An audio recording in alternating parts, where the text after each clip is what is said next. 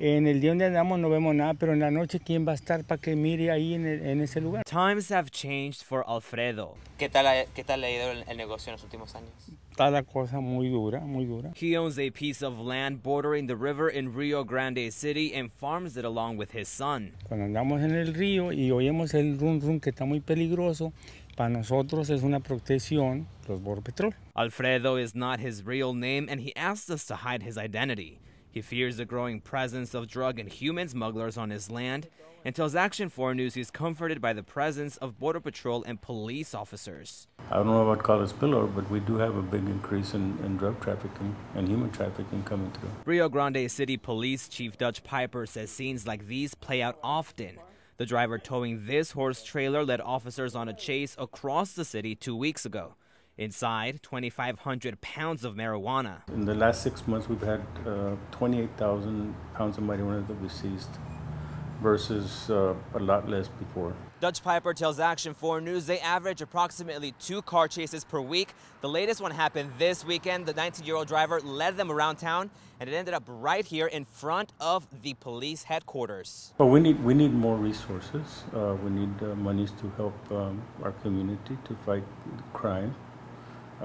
And also the drug trafficking that comes through here. Rio Grande City is not alone. Dozens of smaller police departments along the border must also balance public safety with tracking down drug and human smugglers.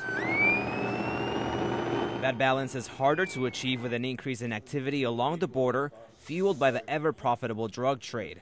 To understand the complex issues affecting South Texas, the Secretary for the Department of Homeland Security, Napolitano, toured parts of the valley. I wasn't informed, I wasn't called, I wasn't told, I wasn't invited.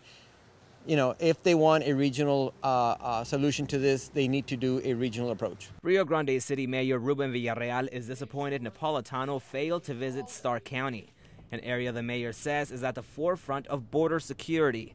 She toured the Far Bridge, then took aerial tours along the river. She also met with local leaders, but none from Starr County. Starr County and Rio Grande City should be represented, and as often happens, we don't get that interest for whatever reason. But he too has a message for Secretary Napolitano and for the federal government. We need monies to hire more officers, to hire more border patrols, to put them in places in neighborhoods and communities. We do have weapons, but I know that the bad guys have, you know, quite an assortment, and would like to be close to that. The need here is growing as much as the city itself.